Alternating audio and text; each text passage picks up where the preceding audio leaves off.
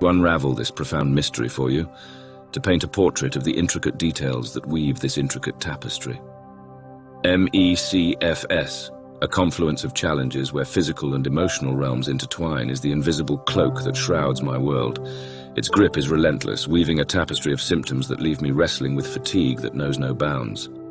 Yet it is this very struggle that forges resilience and courage within as I navigate the uncharted waters of each passing day.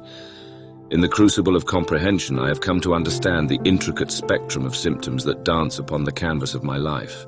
Fatigue, a relentless companion, mingles with cognitive clouds that obscure the once clear skies of thought. Pain weaves its intricate patterns, making its presence known in the most unexpected corners of my being. Sleep, that elusive sanctuary, becomes an enigma in itself, leaving me yearning for moments of respite.